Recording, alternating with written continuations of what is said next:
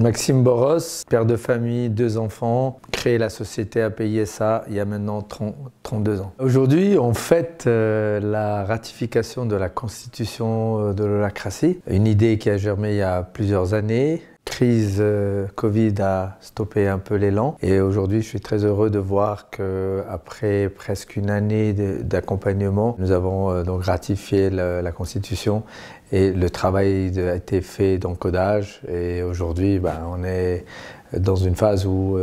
l'utilisation de cette holacratie et surtout faire vivre et la faire évoluer. Historiquement déjà dans l'entreprise, en tant qu'entreprise familiale, j'ai toujours voulu et pousser les gens à prendre des décisions et à être partie prenante de l'entreprise, notamment dans la direction. Et aujourd'hui, ce que je vois, c'est qu'avec cette approche, on pourrait également donner du pouvoir à différentes personnes et donc ça permet encore de libérer les énergies des personnes qui ont un potentiel et qui ont envie d'avancer avec l'entreprise. Et pour moi, c'est génial parce que ça permet d'une part que les gens ont un sens à ce qu'ils font, deuxièmement à pouvoir libérer ces énergies et ce qui permet d'avoir une efficacité supplémentaire dans la construction et le développement de l'entreprise. À partir du moment où je commence à sortir des opérations et engager un CEO pendant une période de transition, c'est clair que je vais moins voir la vie de l'holacratie au niveau opérationnel, bien en gardant un cercle d'ancrage, en étant encore présent dans le cercle d'ancrage en tant que président et aussi dans le comité familial, mais je dirais, ayant des ambassadeurs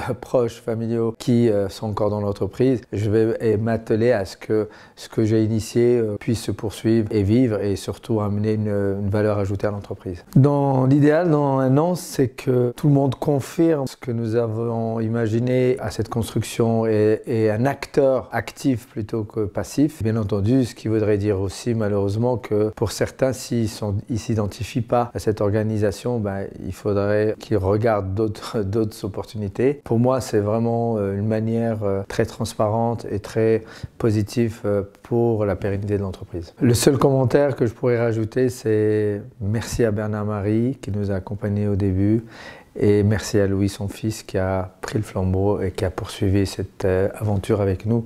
Et je pense qu'on a très bien fait de choisir cette option positive et concluante pour l'avenir.